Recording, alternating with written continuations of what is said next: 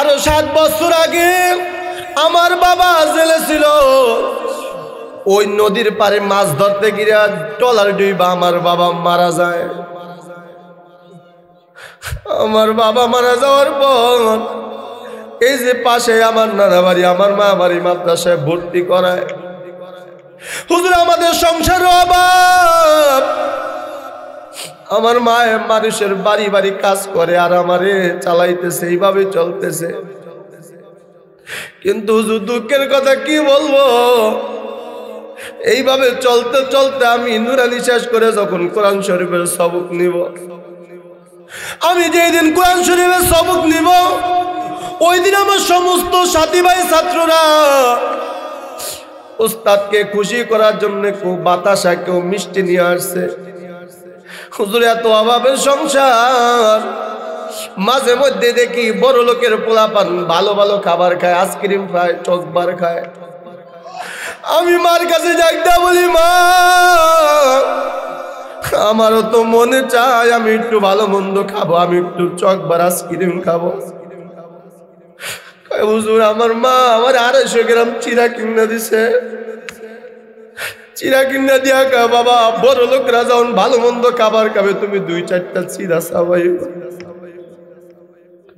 হুজুর আমার সবকের দিন আমি বাসায় গিয়ে দৌড়ে বললাম, মা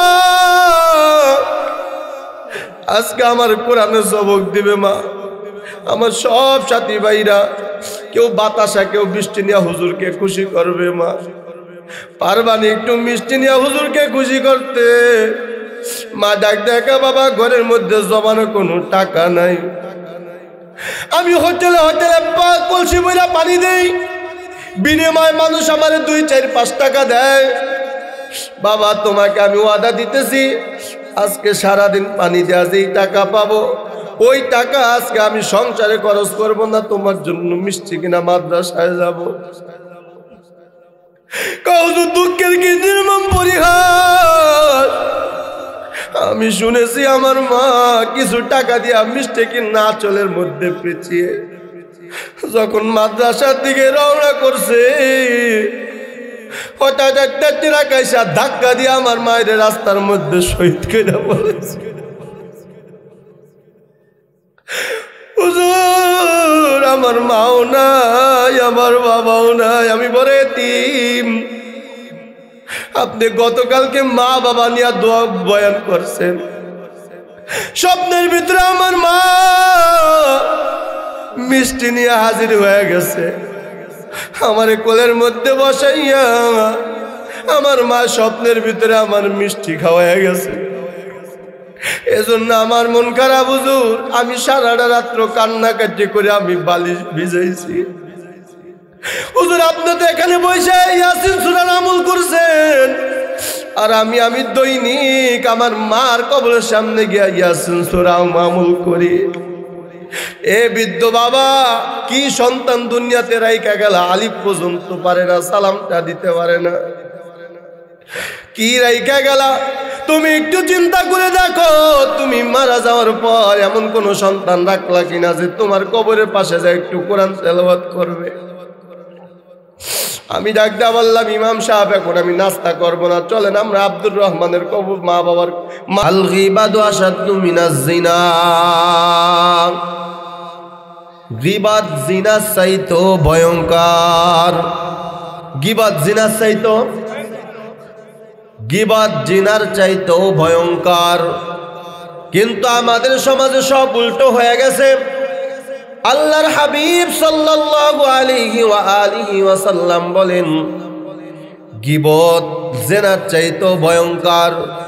কিন্তু দেখা যায় আমাদের কিছু সাধারণ মুসলমান মসজিদের ভিতরে যে এরপরে সামনের কাতারে বসে বসে মানুষের নামে গীবত করে। এমন মুসলমান নাই সমাজে? মসজিদের ভিতরে বৈশা সামনের কাতারে বৈশা বৈশা বৈশা গীবত করে। অমুক লোকে অমুক করছে, অমুক লোকে অন্যের বউরে নিয়ে ভাগা গেছে, ঠিক না ভাই? ঠিক জোরে কন। এই সমস্ত আলোচনা শুধু চায়ের দোকানে হয় না, বর্তমান মসজিদের ভিতরে কিছু নামদারি মুনাফিক মার্কা মুসলমান আলোচনা করে, ঠিক না ভাই? ঠিক জোরে কন। এর নবীর উম্মত আল্লাহ পাক রব্বুল আলামিনের পয়গম্বর বলেন আল গিবাতু আশাদ্দু মিনাজ জিনা, জিনা গিবতের চাইতেও ভয়ঙ্কর, জেনার চাইতেও গিবত বড় ভয়ঙ্কর। মসজিদের ভিতরে বৈশা বৈশা গিবত করে, তার ব্যাপারে কোনো বিচার হয় না, অথচ সমাজের ভিতরে কোনো যুবক যুবতী যদি কোনো জেনা ব্যভিচার করে, 1 নম্বরে তারে পুলিশের হাতে উঠায় দেয়, 2 নম্বরে তারে জেলখানায় আবদ্ধ করে, 3 নম্বরে তারে ফাঁসির কাস্টে ঝুলানো হয়। ঠিক না ভাই? ঠিক জোরে কর। আরে গিবত তো জেনার চাইতেও ভয়ঙ্কর, বরঞ্চ যেই ব্যক্তি জেনা করে তার থেকে বড় কঠিন শাস্তি যে গিবত করে তাকে দেওয়া দরকার ছিল। ঠিক না ভাই? ঠিক। মুসলমান বাবাজিরা আমার, এজন্য আল্লাহর হাবিব সাল্লাল্লাহু আলাইহি ওয়াসাল্লাম বলেন গিবত করা জায়েজ নাই। 3 প্রকার গিবত জায়েজ, 1 প্রকার গিবত হারাম। এজন্য মুসলমান হইয়া মুসলমান কখনো, এক মুসলমান অপর মুসলমানের অনুপস্থিতিতে কখনো মানুষের নামে গিবত করতে পারে না। ঠিক না ভাই? ঠিক জোরে কর। ওই ব্যক্তির ব্যাপারে আল্লাহ পাক রব্বুল আলামিন সূরা হুমাযার ১ম আয়াতের ভিতরে বলেন ওয়াইলুল লিকুল্লি হুমাযাতিল লুমাযা। আল্লাহ বলেন ওয়াইল নামক জাহান্নামে যাবে ওই ব্যক্তি যেই ব্যক্তি মানুষের পিছনে পিছনে গীবত করে। ঠিক কি না জোরে কর। এখন ব্যাখ্যা দিলে অনেক লম্বা সময়। এই গীবতের ভিতরে পিএইচডি হয়ে গেছে মহিলারা। কারা? 2 এলাকার মহিলা, 2-3 বাড়ির মহিলা যদি এক জায়গায় হয় দেখবেন কি পরিমাণ যে গীবত তারা করে। এরে নবীর উম্মতের দল, এরে পর্দার আড়ালের আম্মা জানেরা, আল্লাহর হাবিব সাল্লাল্লাহু আলাইহি ওয়াসাল্লাম মেরাজের রাতে যখন জাহান্নাম ভ্রমণ করলেন, জাহান্নামের ভিতরে নবী গিয়া দেখতেছেন অধিকাংশই মহিলার দল। কারা? মহিলার দল। কারণ কি? হাদিস শরীফের ভিতরে পয়গম্বর বলেন মহিলারা সব থেকে 2 কারণে বেশি জাহান্নামে যাবে। 1 নম্বর হলো গীবত করে, 2 নম্বর স্বামীর শুকরিয়া আদায় করে না।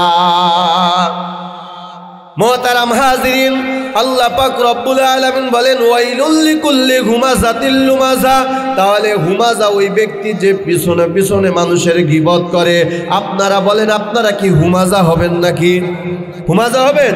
তাহলে ওয়াদা করেন জীবনে আর কোনো মানুষের পিছনে গীবত করব না। ঠিক না ভাই? ঠিক। আল্লাহ কবুল করুক, সকলে বলে আমিন। তাহলে হুমাযা হলো ওই ব্যক্তি যে মানুষের পিছনে পিছনে কি করে? গীবত করে। এবার আসেন লুমাযা কাকে বলা হয়? লুমাযা বলা হয় মানুষের পিছনে পিছনে গীবত করে না, বরং সামনাসামনি কথা বইলা কষ্ট দেয়। এই আমার বাবাজি খুব লক্ষ্য করে শুনবেন, গীবত আমার আল্লাহ পছন্দ করে না। আমার আল্লাহ গীবতটাকে এত ভয়ঙ্কর জানেন, এত ঘৃণিত একটা কাজ। আল্লাহ পাক রব্বুল আলামিন বলেন এ দুনিয়ার মুসলমান, আমি আল্লাহ দুনিয়াতে যত আয়াত নাজিল করেছি আমার পয়গম্বর উপরে যারা ডাইরেক্ট আঘাত করেছে আমি তাদের ব্যাপারে একটা আয়াত নাজিল করি নাই, একটা সূরাও আমি আল্লাহ নাজিল করি নাই। কিন্তু নবীর পিছনে পিছনে যারা গীবত করেছে 1 নম্বর হলো আবু লাহাব। এই আবু লাহাবের বিরুদ্ধে আমার আল্লাহ কমপ্লিটলি সূরা লাহাব নাজিল করেছেন। ঠিক না ভাই? ঠিক জোরে কর। শুধু তাই না, আল্লাহ পাক রব্বুল আলামিন গীবতকে এত ভয়ঙ্কর, এত ঘৃণিত কাজ আল্লাহ তাআলা বলেন শুধু আবু লাহাব না, বরং আবু লাহাবের স্ত্রী উম্মে জামিল, এই উম্মে জামিল আমার নবীর বিরুদ্ধে পিছনে পিছনে গীবত করেছে। এই গীবত করার কারণে আল্লাহ তাআলা আবু লাহাবের স্ত্রী উম্মে জামিলের বিরুদ্ধে আমার আল্লাহ সূরা দুহা নাজিল করছে। মুহতারাম হাজিরিন, এজন্য গীবত করা যাবে না।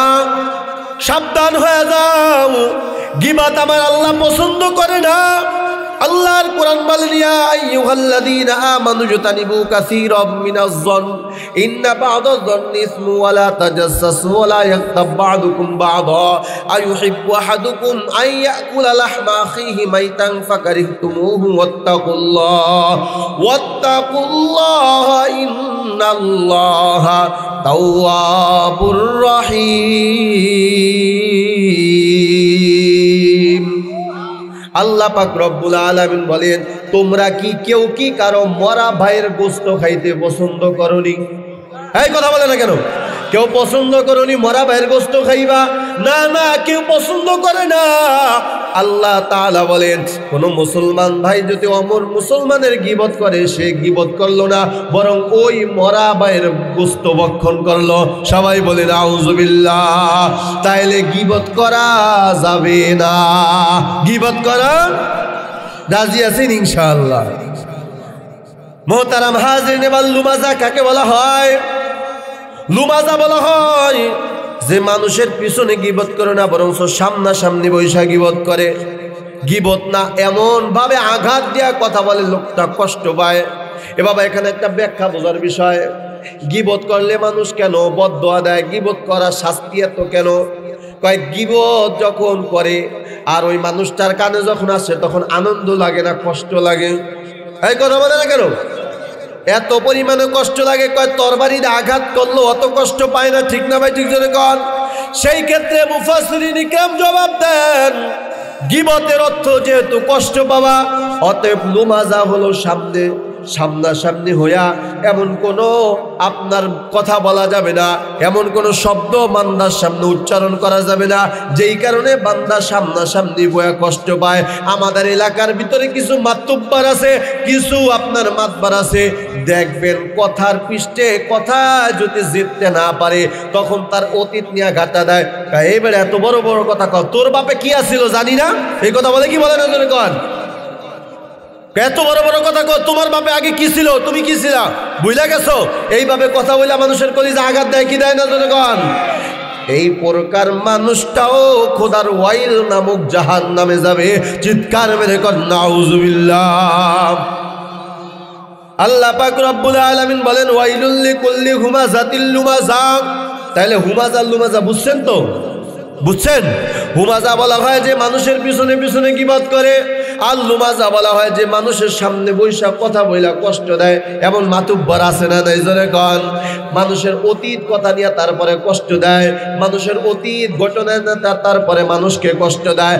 আল্লাহ বলেন, এই কারণে ওয়াইল নামক জাহান্নামের ভিতরে হুমাযা এবং লুমাযা, এই দুই ব্যক্তি খোদার জাহান্নামে যাবে। সবাই বলি না আউযুবিল্লাহ। এরপর আল্লাহ তাআলা সামনের আয়াতের ভিতরে বলেন, আল্লাযী জামা মালাও ওয়া আদ্দাদা। সামনের আয়াতে আল্লাহ তাআলা বলেন, আল্লাযী জামা মালাও ওয়া আদ্দাদা। কয় ওই ব্যক্তি ওয়াইল নামক জাহান্নামে যাবে। খুব খেয়াল করেন, দুই ব্যক্তি গেল, আর এক ব্যক্তি বাকি আছে। মনে আছে নি? তিন ব্যক্তির আলোচনা আল্লাহ তাআলা সূরা হুমাযার ভিতরে করছে। দুই ব্যক্তির আলোচনা শেষ করলাম সংক্ষেপে। এবার তিন নম্বর ব্যক্তি আল্লাহ তাআলা বলেন, আল্লাযী জামা মালাও ওয়া আদ্দাদা। তিন নম্বর ওই ব্যক্তি ওয়াইল নামক জাহান্নামে যাবে। কয় কোন ব্যক্তি? কয় আল্লাযী জামা মালাও ওয়া আদ্দাদা। যেই ব্যক্তি শুধু মাল জমা করে, আছে না নাই? জোরে কন। শুধু মাল জমা করে, আদ্দাদাই ওয়া আদ্দিদু, তার অর্থ হইল গণনা করা। কয় বাড়লো কত, কমলো কত। আর ৫,০০০ টাকা যদি জমা করতে পারি, আমার সোনালী অ্যাকাউন্টে ১,০০,০০০ টাকা জমা হবে। আরে আল্লাহর কিছু বান্দা আছে, আল্লাহ পাক রব্বুল আলামিন বলেন, আল্লাযী জামা মালাও ওয়া আদ্দাদা। শুধু মাল জমা করে, বাড়লো কত আর গণনা করে। শুধু মাল জমা করে আর গণনা করে, বাড়লো কত, কমলো কত। ও সোনালী ব্যাংকে অ্যাকাউন্ট আছে, রূপালী ব্যাংকে অ্যাকাউন্ট আছে, ডাচ বাংলা ব্যাংকে অ্যাকাউন্ট আছে। শুধু মাল জমা করে, মাল জমা করে, নিজেও খায় না, পরিবারও খাওয়ায় না, আল্লাহ রাস্তাও দান করে না। এই ধরনের ব্যক্তিটাও ওয়াইল নামক খোদার জাহান্নামে যাবে। চিৎকার মেরে কর নাউযুবিল্লাহ। আল্লাযী জামা মালাও ওয়া আদ্দাদা। মাল জমা করে, নিজেও খায় না, পরিবারও খাওয়ায় না, আল্লাহ রাস্তায়ও। ঠিক না ভাই? ঠিক। এমন লোক সমাজে আছে না নাই? ওর টাকা শিয়াল কুত্তায় খায়, ওর ভাত শিয়াল কুত্তায় খায়। কথা ঠিক না ভাই? ঠিক জোরে কন। কারণ মার্কা সম্পদ। কি মার্কা? কারণ মার্কা সম্পদ। কারণ সম্পদ আবু বকর মার্কা। কি ঠিক না ভাই? ঠিক। কারো সম্পদ নবী মার্কা, আবার কারো সম্পদ কারুন মার্কা। যার সম্পদ নবী মার্কা সে দানও করে, আল্লাহ রাস্তায়ও দান করে, পরিবারের ব্যাপারেও খরচ করে, নিজেও খরচ করে। আর যার মাল কারুন মাকরা, আল্লাহ রাস্তায় দান করে না, নিজেও খরচ করে না, পরিবারের পিছনেও খরচ করে না, ওই লোকটাই খোদার ওয়াইল নামক জাহান্নামে যাবে। চিৎকার মেরে কন্যা নাউজুবিল্লাহ। তাহলে 3 নম্বর ওই ব্যক্তি আল্লাযী জামা আমালাহু আদ্দাদা, যে শুধু মাল জমা করে কয় বাড়লো কত কমলো কত। এখন আমারে বলবেন তাহলে হুজুর সব টাকা পয়সাকে আল্লাহ রাস্তায় দান করে দিন। কয় না না, আল্লাহ পাক রব্বুল আলামিনের পয়গম্বর ইমামে বুখারী রাহমাতুল্লাহি আলাইহি বুখারী শরীফের ভিতরে 2909 নম্বর হাদিসের ভিতরে বলেন, কয় দানকারী হলো 6 প্রকার। কত প্রকার? হ্যাঁ, সবাই জবান ইমানের আওয়াজ দা বলেন কত প্রকার। আপনাদের কষ্ট লাগতেছে? ক্ষুধা লাগছে? বাজান ক্ষুধা লাগছে? তাহলে একটু জোরে আওয়াজ দেন, কত প্রকার? 6 প্রকার দানকারী। এই 6 প্রকার দানকারীর ভিতরে 5 প্রকার দানকারী যাবে খোদার জান্নাতে। সুবহানাল্লাহ, আর জোরে বলি সুবহানাল্লাহ। কয় প্রকার দানকারী জান্নাতে যাবে? 5 প্রকার দানকারী জান্নাতে যাবে। আর 6 নম্বর ব্যক্তি দানকারী যাবে খোদার জাহান্নামে। সবাই বলে নাউজুবিল্লাহ। তাইলে দানকারী কয় প্রকার? 6 প্রকার। 5 প্রকার যাবে জান্নাতে, 1 প্রকার যাবে জাহান্নামে। আমি কোন প্রকার জাহান্নামে যাবে সেই আলোচনাটা আপনাদের সামনে আগে করব, তারপরে 5 প্রকারের আলোচনা করব। শুনতে রাজি আছেন ইনশাআল্লাহ? মুহতারাম হাজিরিন, ইমামে বুখারী রাহমাতুল্লাহি আলাইহি বুখারী শরীফের 2909 নম্বর হাদিসের ভিতরে বলেন, ক্বালা রাসূলুল্লাহ সাল্লাল্লাহু আলাইহি ওয়া আলিহি ওয়াসাল্লাম, কয় ওই দানকারী খোদার জাহান্নামে যাবে। কয় কোন দানকারী? কয় ইন্না রিজালুন ইয়াতাখাওয়াদুনা ফী মালিল্লাহি বিগাইরি হাক্কিন ফালাহুমুন নারু ইয়াউমাল কিয়ামা। কয় কিয়ামতের ময়দানে ওই দানকারী খোদার জাহান্নামে যাবে। কয় কোন দানকারী? কয় যেই দানকারী টাকা পয়সা অযথা নষ্ট করছে, আপদে কুপথে নষ্ট করছে, হারাম কাজে নষ্ট করছে। যেমন মনে করেন এখানে মাহফিল না দিয়া একটা গানের আয়োজন করছে, ডাক ডাকা ভাই এখানে একটা গানের আয়োজন করব, কিছু দান করেন। কয় দিমু মানি মমতাজ রান 2 লাখ দিমু। কি পাওয়ার আলা আছে না নাই? মমতাজ রান কয় লাখ দিমু? কয় পরশ্রে আইনা দে 50,000 দিমু। ঠিক না ভাই? ঠিক। কয় কনসার্ট কর 30,000 দিমু। যাত্রা গান লাগা পুরা স্টেজ খরচ দিয়া দিবে, এমন বাহাদুর আছে না নাই? আল্লাহ তাআলার পয়গম্বর বলেন, ইন্না রিজালুন ইয়াতাখাওয়াদুনা ফী মালিল্লাহি বিগাইরি হাক্কিন, যেই ব্যক্তি মাল খরচ করে, আপদে কুপথে খরচ করে, গানের আয়োজন কইরা খরচ করে, যাত্রার আয়োজন কইরা খরচ করে। এমন লোক আছে না নাই? জোরে কন। গানের আয়োজন কইরা মাল খরচ করে, যাত্রার আয়োজন কইরা মাল খরচ করে, এরপরে বইনের বিবাহে, এরপরে বইনের বিবাহে, ভাইয়ের বিবাহের ভিতরে বক্স বাজাইয়া তারপরে আনন্দ কইরা টাকা নষ্ট করে, টাকা দান করে। কথা ঠিক না ভাই? ঠিক। জোরে কন। ও মুসলমান, গানের ব্যাপারে পয়গম্বর বলেন, ইস্তিমাউল মালাঈ মাসিয়াতুন, গানের আয়োজন করা হলো কবিরা গুনাহ। কি গুনাহ? হ্যাঁ জোরে কন, কি গুনাহ? ইস্তিমাউল মালাঈ মাসিয়াতুন, গানের আয়োজন করা কবিরা গুনাহ। যে গানের আয়োজন করলো সে কবিরা গুনাহ করলো। 2 নম্বরে বলেন আল জালিসু আলাইহা ফিসকুন, যে গানের মজলিসে বসলো সে হলো একটা ফাসিক। সে কি? ওয়াল জালিসু আলাইহা ফিসকুন, গানের মজলিসে কোনো ভালো মানুষ বসে না, গানের মজলিসে কোনো নামাজি ব্যক্তি বসে না। গানের মজলিসে যারা বলে বসে, কয় রাসূল বলেন ওয়াল জালিসু আলাইহা ফিসকুন, তারা হলো ফাসিক। ফাসিক যারা, তারা গানের মজলিসে বসে। তাহলে গানের ব্যাপারে 1 নম্বর হলো ইস্তিমাউল মালাঈ মাসিয়াতুন, গানের আয়োজন করা হলো কবিরা গুনাহ। ওয়াল জালিসু আলাইহা ফিসকুন, যারা গানের মজলিসে বসে তারা হলো ফাসিক। যারা ফাসিক, যারা ফাসিক তারা গানের মজলিসে বসে। 3 নম্বর বলে ওয়াত্তালাজ্জুজু আলাই ওয়াত্তালাজ্জুজু বিহা কুফুরুন, কয়েক গান শোনার পরে তৃপ্তি পাওয়ার পরে যেই উপহাসটা তারা করে, তারে প্রদর্শনটা করে, মনে শান্তি অনুভব করে, এটাই হলো কুফুরি। ঠিক না ভাই? ঠিক করে কোন? তাহলে গানের ভয়াবহতা কি? 1 নম্বরে গানের আয়োজন করা কবিরা গুনাহ, 2 নম্বরে গানের মজলিসে বসলা ফাসিকি, 3 নম্বরে গান শুনা আপনার মনের ভিতরে আনন্দ করা। কয় কত সুন্দর কইরা আরে শিল্পীটা গান গাইলো রে, কত সুন্দর কইরা মাজাটা ঝুলাইলো রে। ঠিক না ভাই? ঠিক। কয় কত সুন্দর কইরা মাজাটা ঝুলাইলো রে। এই আনন্দ পায়া এক নেতায় দেয় 5,000, আর এক নেতায় দেয় 10,000, শিল্পীর মাথার উপরে টাকা উড়ায়। ঠিক না ভাই? ঠিক কান এই কিন্তু দান করে। আল্লাহর হাবিব বলেন ইন্না রিজালুন ইয়াতাখাওয়াদুনা ফিমা, কোন ব্যক্তি যদি দান করে, কয় কেমন দান করে? কয় রিজালুন ফিমা লিল্লাহি বিগাইরি হাক্কিন, অযথা নিষ্প্রয়োজনে টাকা খরচ করে। আরে গানের মাধ্যমে টাকা খরচ করে, বিবাহের মাধ্যমে গায়ে হলুদের অনুষ্ঠান করে টাকা খরচ করে, গান বাদ্যর আয়োজন করে তারপরে টাকা খরচ করে। ফিমা লিল্লাহি বিগাইরি হাক্কিন ফালাহুমুন নারু ইয়াউমাল কিয়ামা, কিয়ামতের ময়দানে ওই ব্যক্তিটাই খোদার জাহান্নামে যাবে। চিৎকার মেরে কন্যা নাউযুবিল্লাহ। তাহলে গানের আয়োজন করা যাবে? কথা বলে না কেন? আল্লাযী জামাআ মালা ওয়া আদ্দাদা, মাল জমা করে আর গণনা করে। কিন্তু আল্লাহর হাবিব বলেন 5 প্রকার 6 প্রকার দানকারী আছে। 5 প্রকার দানকারী যাবে জান্নাতে, 1 প্রকার দানকারী যাবে জাহান্নামে। তাহলে 1 প্রকার দানকারী যে জাহান্নামে যাবে বুঝতে পারছেন? তারে চিনছেন? সবাই চিনছেন? তাহলে এই অপরাধ করবেন কেডা কেডা? হাত উঠান।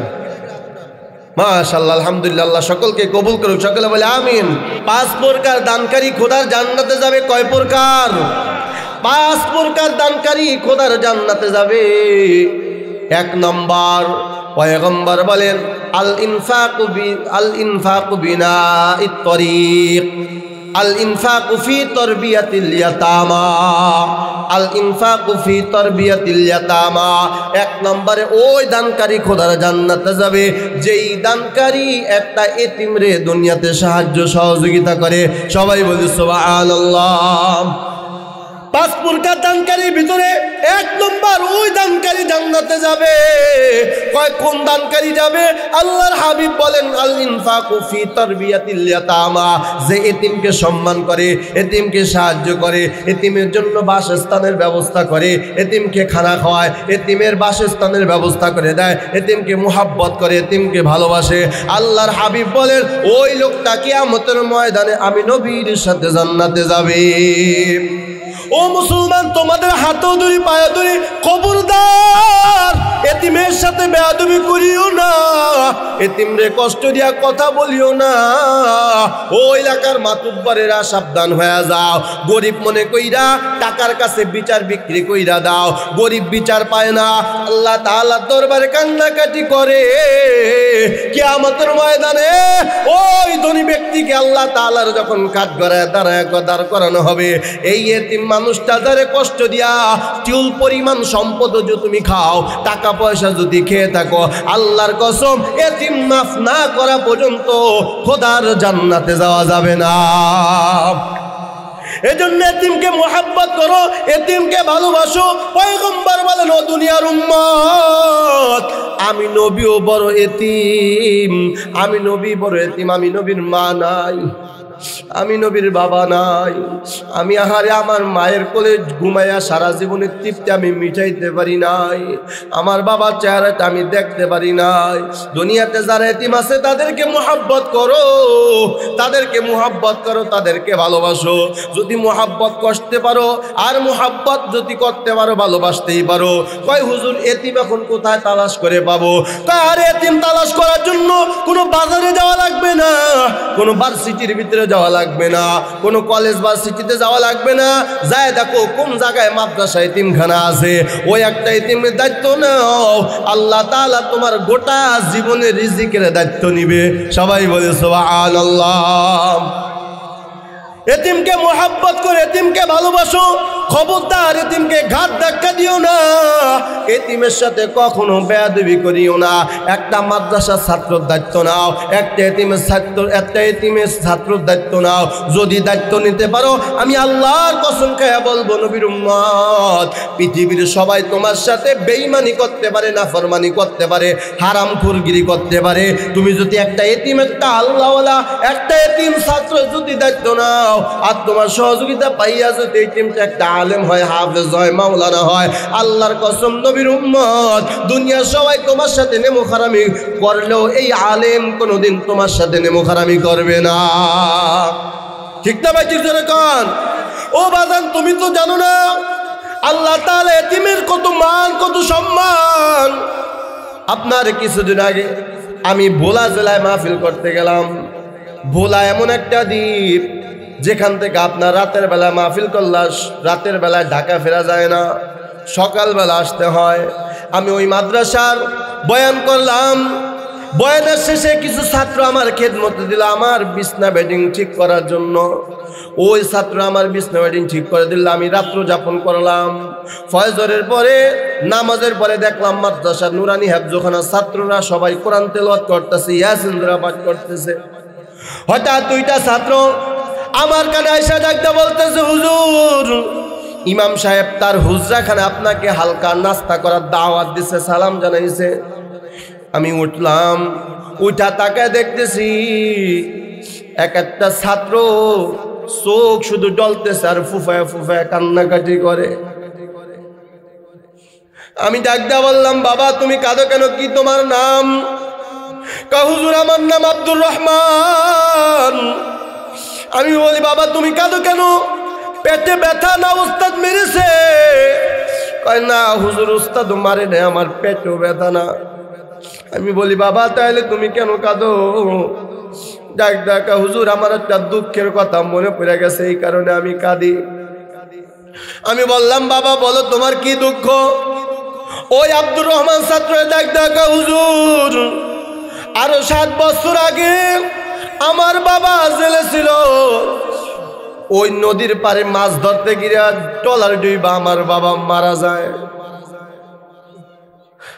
আমার বাবা মারা যাওয়ার পর এই যে পাশে আমার নানা বাড়ি, আমার মা বাড়ি মাদ্রাসায় ভর্তি করায়। হুজুর আমাদের সংসার অভাব। আমার মা মানুষের বাড়ি বাড়ি কাজ করে আর আমারে চালাইতেছে, এইভাবে চলতেছে। কিন্তু হুজুর দুঃখের কথা কি বলবো, এইভাবে চলতে চলতে আমি নুরানি শেষ করে যখন কোরআন শরীফের সবক নিব, আমি যেদিন কোরআন শরীফের সবক নিব ওই দিন আমার সমস্ত সাথী ভাই ছাত্ররা উস্তাদকে খুশি করার জন্য কেউ বাতাসা, কেউ মিষ্টি নিয়ে আসছে। হুজুর এত অভাবের সংসার, মাঝে মধ্যে দেখি বড় লোকের পোলাপান ভালো ভালো খাবার খায়, আইসক্রিম খায়, চকবার খায়। আমি মার কাছে যাইতে বলি, মা আমারও তো মনে চায় আমি একটু ভালো মন্দ খাবো, আমি একটু চকবার আইসক্রিম খাবো। হুজুর আমার মা আমার 250 গ্রাম চিরা কিনা দিছে। চিরা কিনা দিয়া কা বাবা, বড় লোকরা যখন ভালো মন্দ খাবার খাবে তুমি 2-4টা চিরা চাবাই। হুজুর আমার সবকের দিন আমি বাসায় গিয়ে দৌড়া বললাম, মা আজকে আমার কোরআনের সবক দিবে মা। আমার সব সাথী ভাইরা কেউ বাতাসা, কেউ মিষ্টি নিয়ে হুজুরকে খুশি করবে। মা পারবানি একটু মিষ্টি নিয়ে হুজুরকে খুশি করতে? মা ডাক দেখা, বাবা ঘরের মধ্যে জমানো কোনো টাকা নাই, আমি হোটেলে হোটেলে কলসি বইরা পানি দেই, বিনিময় মানুষ আমার 2-4-5 টাকা দেয়। বাবা তোমাকে আমি ওয়াদা দিতেছি, আজকে সারাদিন পানি দেওয়া যেই টাকা পাবো ওই টাকা আজকে আমি সংসারে খরচ করবো না, তোমার জন্য মিষ্টি কিনা মাদ্রাসায় যাবো। দুঃখের কি নির্মম পরিহাস। আমি শুনেছি আমার মা কিছু টাকা দিয়ে মিষ্টি কিনা আঁচলের মধ্যে পেঁচিয়ে যখন মাদ্রাসার দিকে রওনা করছে হঠাৎ একটা ট্রাক এসে ধাক্কা দিয়ে আমার মায়ের রাস্তার মধ্যে শহীদ করে বলেছে। হুজুর, আমার মাও নাই, আমার বাবাও নাই, আমি বড় এতিম। আপনি গতকালকে মা বাবা নিয়ে দোয়া বয়ান করছেন, স্বপ্নের ভিতরে আমার মা মিষ্টি নিয়ে হাজির হয়ে গেছে।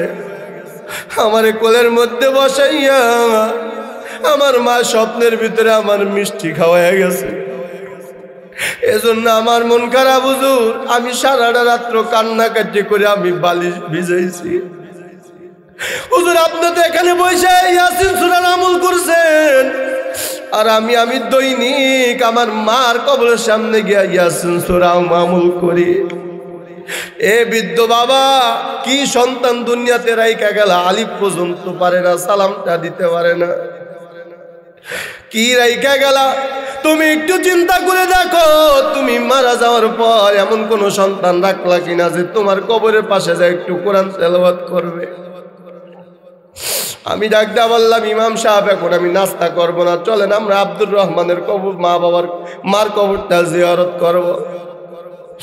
আমরা সবাই রওনা করলাম পারিবারিক কবরস্থান। ওখানে যাওয়ার পর দেখ বললাম, আব্দুর রহমান বাবা, তোমার মার কবর কোনটা?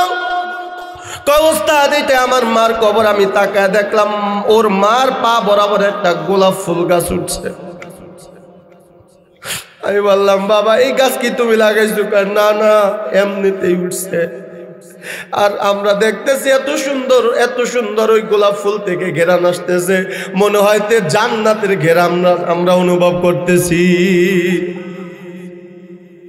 আমি বললাম, বাবা আজকে আমি দোয়া করবো না, তুমি দোয়া করো, আমরা আমিন আমিন বলবো। সন্তান যখন হাতটা উঠাইয়া রব্বির হামহুমা কামা রব্বায়ানি সগীরা বলছে, বলাটা মাত্র দুনিয়ার থেকে বেহুশ হয়ে গেছে,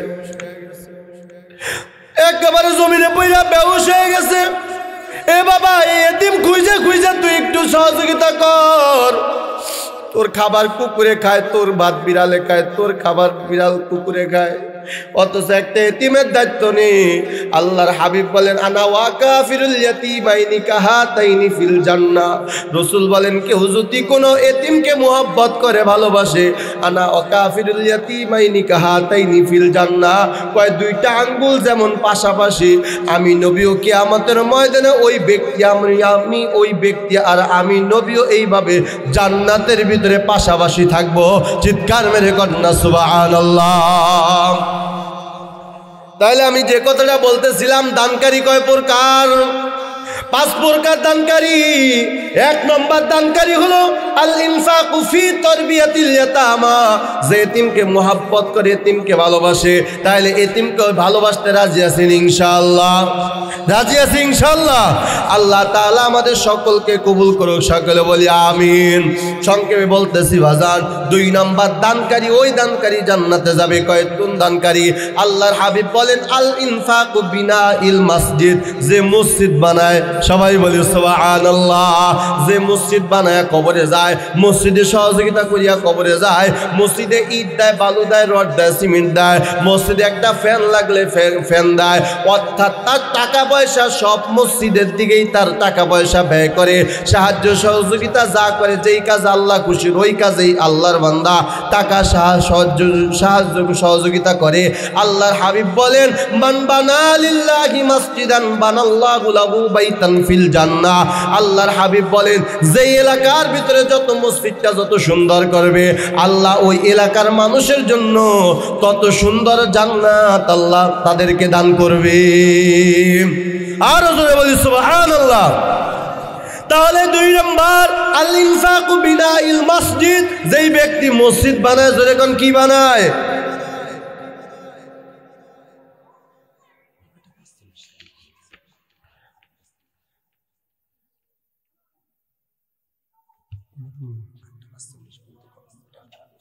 দুই নম্বর ওই ব্যক্তি আল ইনফাকু বিনাইল মসজিদ, যেই ব্যক্তি মসজিদ বানায় যায়, জোরে কোন সুবহানাল্লাহ। তাহলে মসজিদ বানাইবেন, রাজি আছি ইনশাআল্লাহ? মসজিদে সহযোগিতা করবেন নি সবাই? আল্লাহর হাবিব বলেন, মান বানা লিল্লাহি মাসজিদান বানাল্লাহু লাহু বাইতান ফিল জান্নাহ। যেই ব্যক্তি মসজিদে সাহায্য সহযোগিতা করবে, সহযোগিতার হাত বাড়ায় দিবে, যার টাকা মসজিদে খাটবে, যার ধন সম্পদ মসজিদে খাটবে, আল্লাহ তাআলা তাকেও কিয়ামতের ময়দানে যত সুন্দর মসজিদ সে বানাবে, ওই থেকেও বড় সুন্দর জান্নাত আল্লাহ তাকে দান করবে।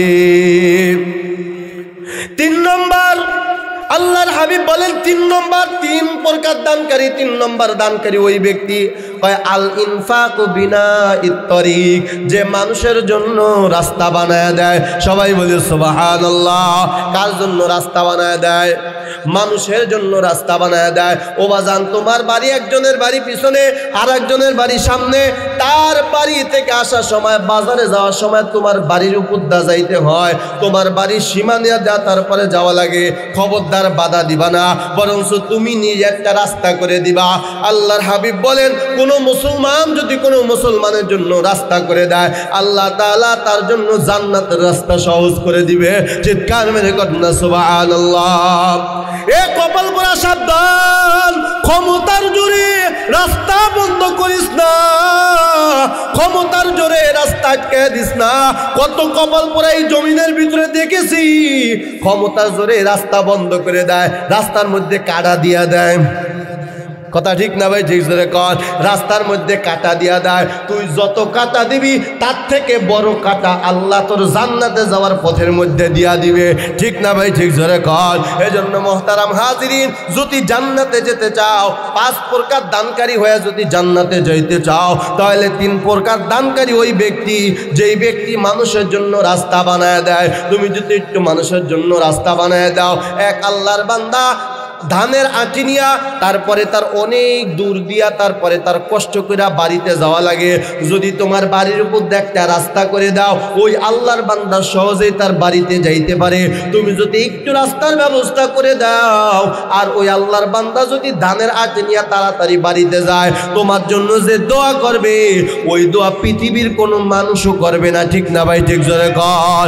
আল্লাহ তাআলা ওই একটু রাস্তা বানায় দেওয়ার কারণে কিয়ামতের ময়দানে আল্লাহ তাআলা তোমার পুলসিরাতের রাস্তাটা আমার আল্লাহ সহজ করে দিবে। চিৎকার মেরে কন্যা সুবহানাল্লাহ। তাইলে রাস্তা করে দিতে রাজি আছেন ইনশাআল্লাহ?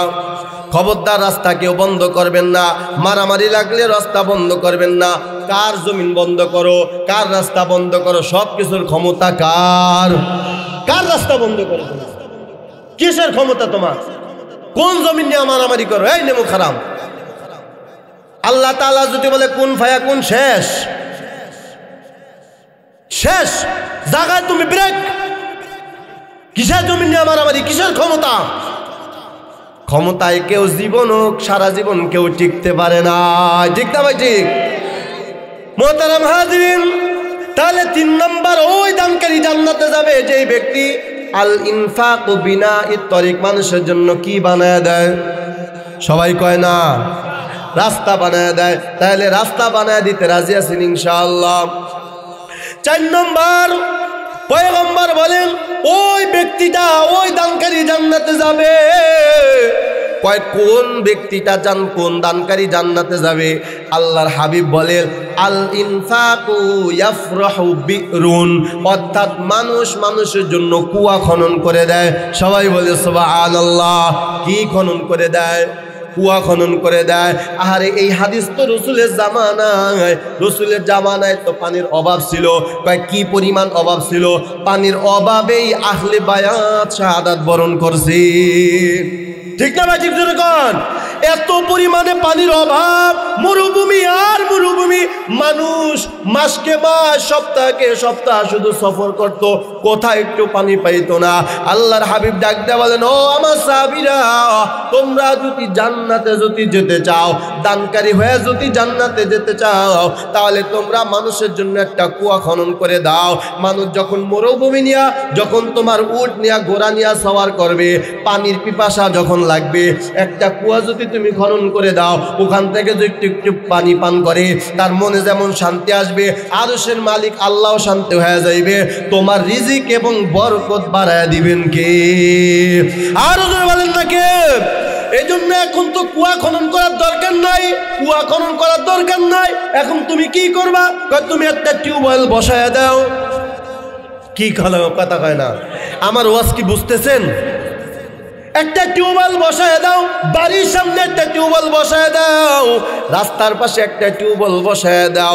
ও মুসলমান বাবাজিরা আমার, এই হাদিসের আমল এখনো পর্যন্ত মক্কা মদিনায় হইতেছে, ঠিক না ভাই? ঠিক ধরে কর। যারা মক্কা মদিনায় গেছেন গিয়া দেখবেন এখনো রাস্তায় রাস্তায় পানির ব্যবস্থা আছে না নাই? পানি খায়, পানি স্প্রে করে, দিলটা শান্তি হয়ে যায়, আরশের মালিক আল্লাহও শান্তি হয়ে যায়, আল্লাহ তাআলাও শান্তি হইয়া তার রিজিকের ভিতরে বরকত বাড়ায় দেয়। সবাই বলি সুবহানাল্লাহ। কত কপাল পোড়া দেখছি সমাজের ভিতরে, এলাকার ভিতরে, যে যদি কোনো ভালো একটা টিউবওয়েল থাকে এই নেমো খারাম পানি দিতে চায় না, ঠিক না ভাই? ঠিক ধরে কন। কলদারে তালা মাইরা রাখে, তালা মাইরা রাখে। এ কপাল পুরা, তোর কপাল পুড়ে গেছে, তোর কপাল পুড়ে গেছে। তওবা না করা পর্যন্ত তোর কপাল জোড়া কোনোদিন লাগবে না। তুই নেমো খারামি করো, পানি আমার আল্লাহ দান। তুই কল লাগাইয়া, কল বসাইয়া, আল্লাহর হাবিব বলেন তোমার কল থেকে যারা পানি পান করবে, পানি খায় যদি একটু তৃপ্তি পায়, একটু শান্তি পায়, কিয়ামতের ময়দানে আল্লাহ তাআলা কঠিন মুসিবতের সময় নবীর হাতের হাউজে কাউসারে পানি তোমাকে আল্লাহ পান করাইবে। সবাই বলি সুবহানাল্লাহ। তাহলে মানুষের সাহায্যে আগে আসতে রাজি আছি না নাই? আছি সবাই। তাহলে আমরা টিউবওয়েল বসায় দিতে রাজি আছি ইনশাআল্লাহ। ও মুসলমান, তুমি উন্মুক্ত করে দিবা। আমি সত্যি একটা কথা বলি, আমি একদিন সফরে ছিলাম, এত পানির পিপাসা লাগছে, আশেপাশে কোনো দোকানও নাই যে পানি কিনা খাবো। হঠাৎ দেখলাম একটা টিউবওয়েল, একটু পানি পান করলাম, আল্লাহু আকবার। পানিটা পান করার সাথে সাথে আমার দিলটা শান্ত হয়ে গেল। আমি কমপক্ষে 10 বার আল্লাহ শুকরিয়া আদায় করেছি।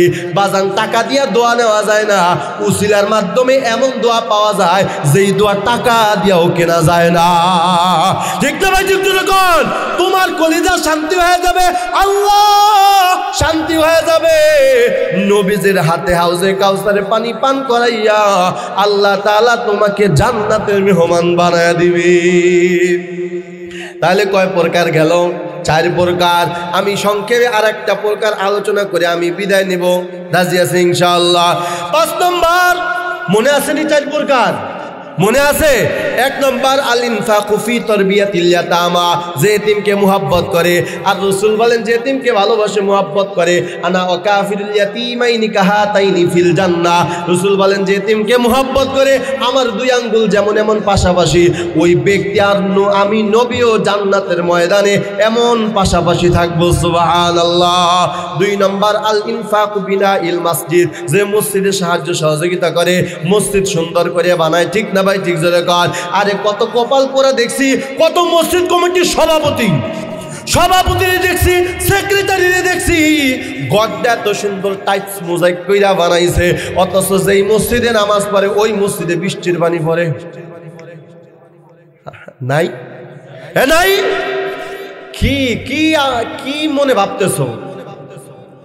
তোমার বাড়িতে এত সুন্দর টাইস মোজাইক পেরা বানাইল, অথচ আল্লাহর ঘর মসজিদে বৃষ্টির পানি পড়ে। আল্লাহর কসম, তোমার ঘরটা সুন্দর করার আগে আল্লাহ বলেন আমার ঘরটা সুন্দর কর, আমি আল্লাহ তোর ঘরের ভিতরেও আমি আল্লাহ বরকত দেব। সুবহানাল্লাহ। তাইলে 2 নম্বর আল ইনফাকু বিনাইল মসজিদ, যে মসজিদে সাহায্য সহযোগিতা করে, মসজিদ বানায়, সংক্ষেপে বলতেছি। 3 নম্বর আল ইনফাকু বিনাইত তরিক, যে মানুষের জন্য রাস্তা বানায় দেয়, একটা সাঁকো বানায় দেয়, একটা ব্রিজ বানায় দেয়। সবাই বলে সুবহানাল্লাহ। 4 নম্বর আল ইনফাকু ইয়াফরাহু বিরুন, যে মানুষের জন্য কুয়া খনন করে, এখন কুয়া না, একটা টিউবওয়েল বসায় দেয়, তোমার বাড়ির একটা লাইন রাস্তার ভিতরে বসায় দাও, মানুষ পানি পান করবে, মানুষ চেহারায় পানি মারবে, স্প্রে করবে, দিল শান্তি হয়ে যাবে। আল্লাহর হাবিব তোমাকে কিয়ামতের ময়দানে মুসিবতের সময় হাউজে কাউসারে পানি পান করাইয়া খোদার জান্নাতের মেহমান বানাবে। চিৎকার মেরে কন্যা সুবহানাল্লাহ। 5 নম্বর, আল্লাহর হাবিব সাল্লাল্লাহু আলাইহি ওয়া আলিহি ওয়াসাল্লাম বলেন 5 প্রকার ওই দানকারী জান্নাতে যাবে কয় আল ইনফাকু ফি আহলিহি, যেই ব্যক্তি আহাল পরিবারের পিছনে খরচ করে। সবাই বলে সুবহানাল্লাহ। অনেকে মনে করে যে আহাল পরিবারের উপরে খরচ করলে সওয়াব হয় না। না না, নবীর উম্মত, আল্লাহ রাস্তায় দান করলে যেই পরিমাণ সওয়াব হয়, আরে মসজিদ মাদ্রাসায় দান করলে যেই পরিমাণ সওয়াব হয়, ঠিক তোমার পরিবারের পিছনে যদি তুমি দান করো তাহলে সওয়াব দিবেন তিনি কে? আরো জোরে বলেন না কে? ও মুসলমান,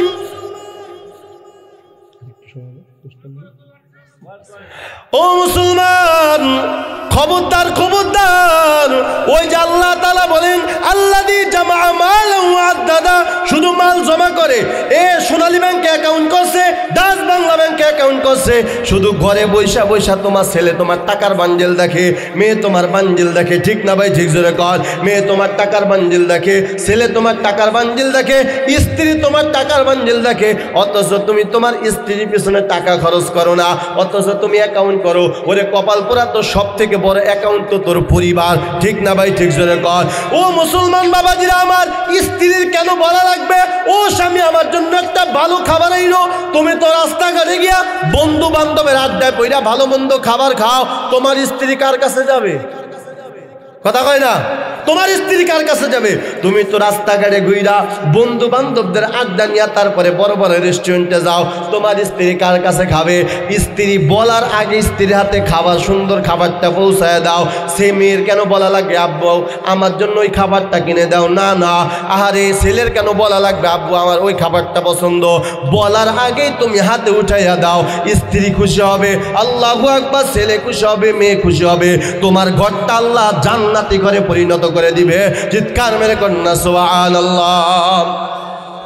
স্ত্রী বলা লাগবে কেন ও স্বামী আমার একটা থ্রি পিস দরকার, আমার এই জিনিসটা দরকার? ও কপাল পোড়া, খবরদার স্ত্রী বলার আগে স্ত্রীর হাতে উঠায় দাও। ছেলে মেয়েটা তোমার টাকার বান্ডিল দেখতে চায় না, বরং একটু ভালো মন্দ খাবার খেতে চায়। এজন্য আল্লাহর হাবিব বলেন ফি আল ইনফাকু ফি আহলিহি, আহাল পরিবার পরিজনের ব্যাপারে তোমরা ব্যয় করো।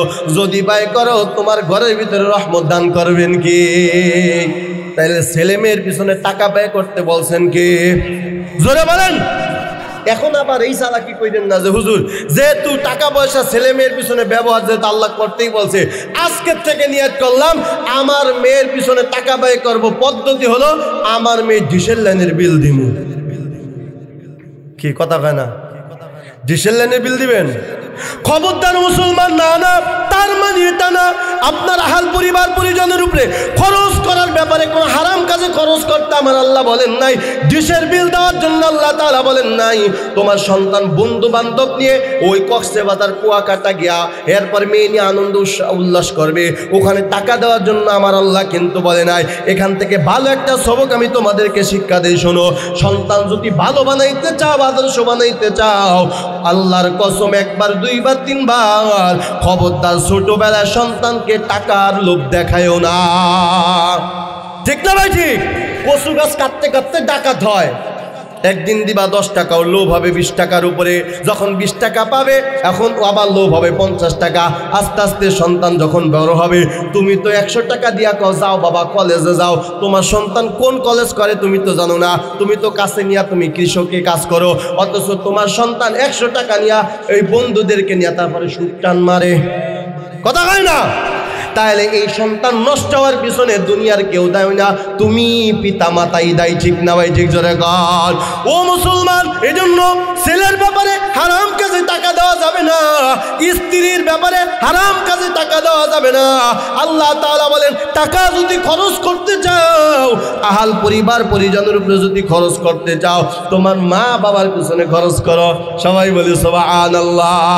আল্লাহ পাক রব্বুল আলামিন বলেন ওয়াকাদা রাব্বুকা আল্লা তা'বুদু ইল্লা ইয়াহু ওয়া বিল ওয়ালিদাইনি ইহসানা। আল্লাহ বলেন নাই পিতা মাতার হক আদায় করো।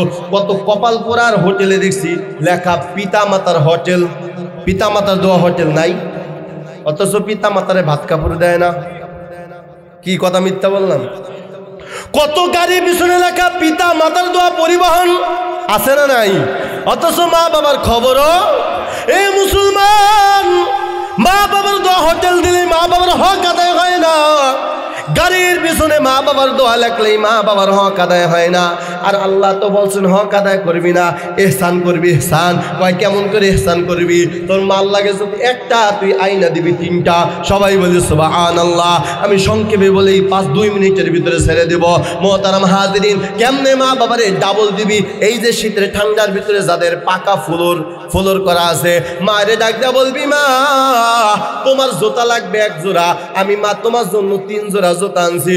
ও মা আমি তোমারে ভালোবাসি, ও মা আমি তোমারে মুহাব্বত করি, আমি ভালোবাসা তোমার জন্য 3 জোড়া জুতা আনলাম। ও মা এই জুতাটা তুমি ঘরের ভিতরে পরবা, খালি পায়ে হাঁটবা না, তোমার ঠান্ডা লাগবে, তোমার জ্বর আসতে পারে। ও মা এই জুতাটা তুমি বাহিরে পরবা, আর এই জুতাটা মা এফএসটের জুতা, অনেক দামি জুতা, এই জুতাটা পইরা তুমি তোমার বান্ধবীর বাসায় যাইবা। এইভাবে যদি মা বাবারে খুশি করতে পারো, আল্লাহর হাবিব বলেন রিদর রব্বি তাবারাকা ওয়া তাআলা ফি ওয়ালিদাইন ওয়া সাখাতার রব্বি তাবারাকা ওয়া তাআলা ফি সাখাতাল ওয়ালিদাইন। যেই পিতা মাতার উপরে সন্তানের উপরে সন্তুষ্ট থাকবে, আল্লাহ তাআলা ওই সন্তানের উপরে সন্তুষ্ট থাকবে। চিৎকার মেরে কন্যা সুবহানাল্লাহ। এইভাবে যদি পিতা মাতাকে খুশি করতে পারো নবীর উম্মত, এই আমার যুবক ভাই, পিতা মাতাকে যদি বলো মা 3 জোড়া জুতা তোমার জন্য আনলাম, মা কিন্তু রাগ হয়ে বলবে কিরে তোর টাকা বেশি হয়ে গেছে নি, তুই এত জুতা কেন আনলি? যদিও মনে মনে এই কথা বলে, যখন তুমি তোমার মার কাছ থেকে আড়াল হয়ে যাইবা, পাশের বাড়ির ভাবির কাছে যায় কয় আমার সন্তান তো সন্তান না, আমার সন্তান একটা ফেরেশতা। ঠিক না ভাই? ঠিক না কর?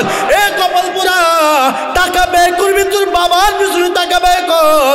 তোর বাবার লুঙ্গিটা পুরান হয়ে গেছে, বলবি বাবা তোমার জন্য আমি 3টা লুঙ্গি আনলাম বাবা, একটা আমার পছন্দে আনলাম, একটা তোমার পছন্দে আনলাম, আর একটা তুমি এই সুন্দর লুঙ্গিটা পইরা তুমি কোথাও মেহমান হয়ে গেলে, তুমি দাওয়াতে গেলে এই লুঙ্গিটা পইরা যাবা। ও বাবা তুমি যদি লুঙ্গিটা বলো আমি সন্তানের কাছে খুব ভালো লাগবে বাবা, দেখবি এই কথাটা বলার সাথে সাথে তোর বাবা চোখের গোটায় পানি আসবে। এটা দুঃখের পানি না বাবা, এটা সুখের পানি। তখন আল্লাহর কাছে মনে বলবো আল্লাহ আমার সন্তান যেইভাবে আমার খুশি রাখছে, আল্লাহ আমি দোয়া করি মরণের পরে আমার সন্তানকে তুমি যতটুকু হায়াত পায়, আমার সন্তানকে সব সময় তুমি খুশি অবস্থায় রাখো। চিৎকার মেরে কন্যা সুবহানাল্লাহ।